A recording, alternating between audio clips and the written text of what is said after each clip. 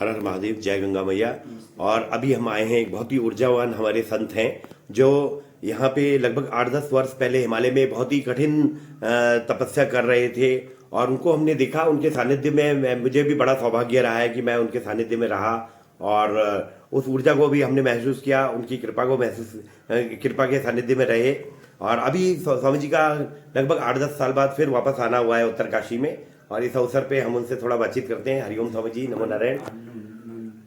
स्वामी जी, सबसे पहले तो वही है कि आप इतने वर्षों से अभी वेद का प्रचार प्रसार भी कर रहे हैं, तो एक सवाल मन में पहला तो यही आया कि योग है क्या? हाँ जी, हाँ जी स्वामी जी। तो योग बोलते हैं, हमारे संस्कृत शास्त्र में कोई भी जो शब्द होता है उसका कुछ ना कुछ अर्थ होता है जी। तो योग दो चीजों से, दो शब्द से मिलकर बना है। एक तो बना है युजिर योगे धातु जी, उससे बना है, तो उसको कहते हैं युजिर, किसी चीज से जुड़ जाना हो जी बिल्कुल, उसका नाम भी योग है। और दूसरा बना है युज समाधव जी, मतलब योग का वैसे वास्तविक अर्थ जो दूसरा जो धातु है युजिर युज समाधव, इसी से बनता है योग का मतलब जिस माध्यम के द्वारा हम समाधि अवस्था तक पहुंच जाए उसको योग कहते हैं। और दूसरा योग का मतलब एक जीवन पद्धति है जी। जीवन पद्धति मतलब हर काम को ऐसे ढंग से करना कि हम होश में कर रहे हैं हर काम को। जी बिल्कुल। और पूरे मन को एकाग्र करते हुए किसी भी काम को करते हैं जो, और जागृत अवस्था में और पूरे शालीनता से जिस कोई भी काम में हम अपने आप को 100% जो देते हैं उसी का नाम योग है। जी बिल्कुल जी। अच्छा स्वामी जी, और जैसे ये कुंडलिनी की बात चलती है, जब योग की बात हम करते हैं तो कुंडलिनी होती है और 7 चक्रों के बारे में कहते हैं कि ऊर्जा प्रभावित होती है, तो इस बारे में आपके क्या विचार हैं कि कुंडलिनी शक्ति है क्या है? तो कुंडलिनी के बारे में अलग अलग लोगों के अलग अलग विचार हैं जी। तो मैं तो ये मानता हूँ कि कुंडलिनी जो शक्ति है एक हमारी ऊर्जा का ही नाम है जी। तो क्योंकि हमारे जो शरीर है ये 7 धातु से बनता है जी। तो इसमें जो अंतिम धातु होता है उसको बोलते हैं वीर्य जी।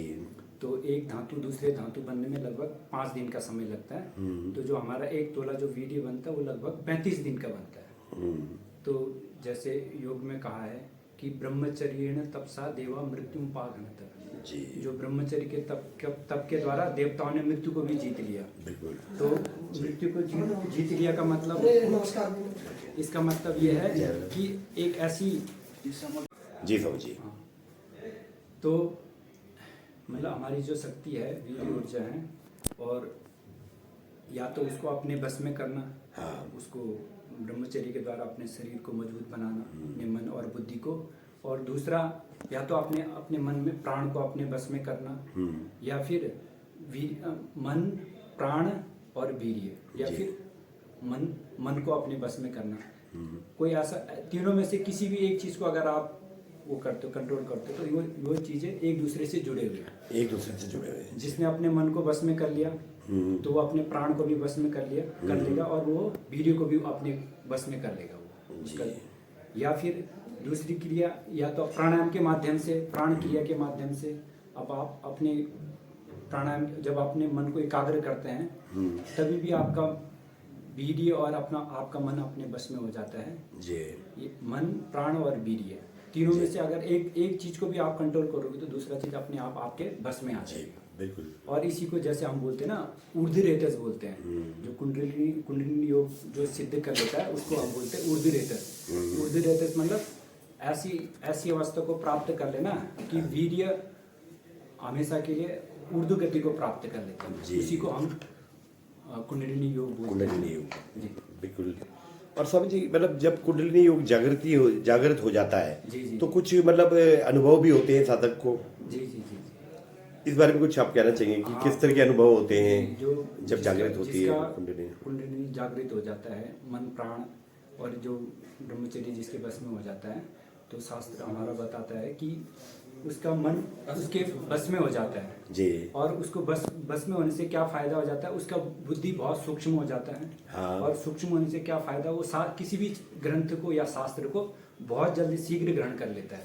इसीलिए हमारे ऋषि मुनि को बोलते ना मेधावी होते थे वो। बिल्कुल। उसका कारण यही था क्योंकि उनके बस में उनका मन और प्राण और वीर्य उनके बस में था, तो इसीलिए वो ऊर्ध्वरेतस जो होते थे उनका बुद्धि शक्ति बहुत तीव्र गति से काम करता है। और दूसरा ये है शास्त्रों में अगाध गति तो होता ही था। जी तो मन को भी बस में करना, प्राण को भी बस में करना और वीर्य को भी जब आप बस में कर लेते हैं उसी को उर्दू रेतस बोलते हैं। और वही फिर आदमी में जब आप उर्दू वीर्य हो जाता है वही फिर उसी को ही कुंडलिनी योग बोलते हैं। जी। और समझिए मन को कैसे वश में करें? आपने कहा कि मन को वश में करना भी बहुत इम्पोर्टेंट है इसमें। हाँ, मन के लिए फिर गीता में कहा है ना जी। कि चंचल ही मन कृष्ण प्रमादी बलवद दृढ़म तस्याहम निग्रहम मन्ये वायुरिव सुदुष्करम। तो कृष्ण अर्जुन जो है वो कृष्ण से पूछते हैं हाँ। कि भाई ये तो मन बहुत चंचल है और इसको बस में करना वायु के समान कठिन है, इसको अपने बस में करना। तो फिर कृष्ण उत्तर देते हैं कि ठीक है, मन को बस में जरूर कठिन है, लेकिन अभ्यास ही न तो कौन्तेय वैराग्येण च गृह्यते। अभ्यास और वैराग्य द्वारा मन को अपने बस में कर सकते हैं। अभ्यास और वो अभ्यास कैसे होना चाहिए उसके लिए योग दर्शन में कहते हैं जी। स तु दीर्घ काल नैरंतर्य सत्कारो सेवितो दृढ़ भूमि। जो भी साधक लंबे समय तक और श्रद्धा पूर्वक स तु दीर्घ काल और निरंतरता, ये नहीं 10 दिन योग किया फिर छोड़ दिया, ऐसा नहीं, निरंतरता पूर्वक सैतु दीर्घ काल निरंतर सत्कारों से और श्रद्धा पूर्वक जो भी योग के अनुष्ठान को करता है तब उसके योग में दृढ़ गति हो जाती है, दृढ़ भूमि हो जाती है जी। तो अच्छा स्वामी जी, और अपने इतने सालों पहले हिमालय में रहे हैं, इतना तप किया, उसके बाद आपने ज्ञान के प्रचार प्रसार के लिए आप भारत भ्रमण भी किया है, अलग अलग पार्ट्स में गए हैं, तो आपका इस बीच अनुभव क्या रहा है? मतलब बाहर के उसमें और बाहर और हिमालय में दोनों में मतलब? हाँ, तो दोनों की ऊर्जा में अंतर है ना जी। जैसे हम ऋषिकेश से ऊपर आते हैं और जैसे इस वातावरण में अभी हम बैठ रहे हैं हाँ। तो ऐसा लगता है जैसे हम शास्त्रों में सुनते थे कि जहाँ पे ऋषि मुनि लोग लंबे समय तक तप करते थे, साधना करते थे, वहाँ के सारे अणु परमाणु पूरा मन को प्रभावित करता था। अच्छा। सात्विक होते थे और आदमी जब ऋषियों के पास बैठता था या कोई संत महात्मा के साथ तो उसके मन में एक सात्विक भावना आ जाता, ऊर्जा, और बैठते ही ऐसा लगता था यहाँ आनंद की अनुभूति होती है। अच्छा। तो नीचे का जो वातावरण है जो हम लोग अलग अलग स्थानों में घूमते हैं और यहाँ के वातावरण में वही अंतर है। यहाँ के वातावरण में ऐसा लगता है जैसे हम एक सात्विक भूमि में प्रवेश कर गए, जिसको हम देव भूमि में ऐसा जी बिल्कुल। और यहाँ आते ऐसा मन करता है कि यहाँ पे ध्यान में बैठे रहो, प्राणायाम करो और ध्यान करो, ऐसी इच्छा करते हैं। जी बिल्कुल, ये बात तो है।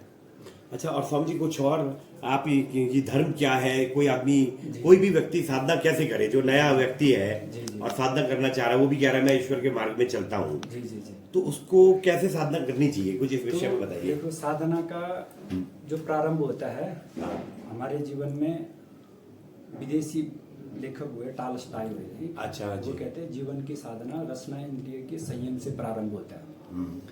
तो और किसी साधक ने भी कहा है, जो जीव का चटोरा, पहला और कामचोर और चटोरा, वो कभी ब्रह्मचारी नहीं हो सकता, साधक नहीं हो सकता। अच्छा। तो सबसे पहले जो भी साधना के मार्ग में गति करना चाहता है तो उसको सबसे पहले अपने जीव पे कंट्रोल करना है, रसना इंद्रिय पे। और जब आदमी रसना इंद्रिय पे कंट्रोल कर लेगा तो साधना पथ उसके लिए खुल जाएगा, क्योंकि यहीं से उसका प्रारंभ होता है। और जीव और हमारे वीर्य का संबंध रहता है आपस में। अगर हम तामसिक भोजन करेंगे, राजसिक भोजन करेंगे तो हम कभी भी साधना के मार्ग में उन्नति नहीं कर सकते। तो सबसे पहले अपने भोजन को सात्विक भोजन प्रारंभ करना चाहिए।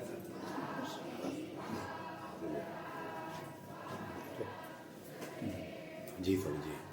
और भगत स्वामी जी, अब लास्ट में एक ही सवाल पूछेंगे कि धर्म के बारे में, कि धर्म है क्या? धर्म के बारे में लोग अलग अलग मान्यता रखते हैं। कोई सोचते हैं हरिद्वार चले जाओ, तीर्थ में चले जाओ, गंगोत्री, यमुनोत्री, बद्रीनाथ, केदारनाथ, या अलग अलग जो तीर्थाटन है, तीर्थ स्थान है, वहाँ पे जाने को कहते हैं। लेकिन वास्तव में धर्म कुछ और है। अगर मान लो आप गंगोत्री जाते हो, तपोवन जाते हो, वहाँ जाने के बाद भी लाखों साल, हजारों साल रहने के बाद भी अगर आपके जीवन में 100 साल, 50 साल रहते हुए भी अगर आपके जीवन में कोई परिवर्तन नहीं आता है तो फिर ऐसे स्थानों में जाने का भी कोई फायदा नहीं। तो धर्म का मतलब यही है, एक जीवन जीने की पद्धति, जी। मतलब जीवन को ऐसा जीना, अपने जीवन को पहले वो कर लेना, इसको जो परमात्मा ने हमको जीवन दिया है इसको स्वीकार करना, इससे भागना नहीं, और जीवन को ऐसा जीना कि ये जीवन बोझ नहीं बने। अगर जो आदमी अपने जीवन को बोझ समझता है, इसका मतलब उसने धर्म को समझा है। धर्म को समझा। अब वो जो आदमी अपने जीवन को जीना सीख जाता है, वो चाहे फिर किसी भी स्थान में रहे, तो उसके लिए धर्म एक वो बन जाता है, जीवन जीने का एक सीधा बनता है। तो मैं तो यही मानता है, धर्म का मतलब जीवन जीने की कला। जीवन जीवन। जी। बहुत सुंदर विचार स्वामी जी, बहुत बहुत धन्यवाद। आपसे ऐसे ही ज्ञान प्राप्त होता रहे बीच बीच में। धन्यवाद।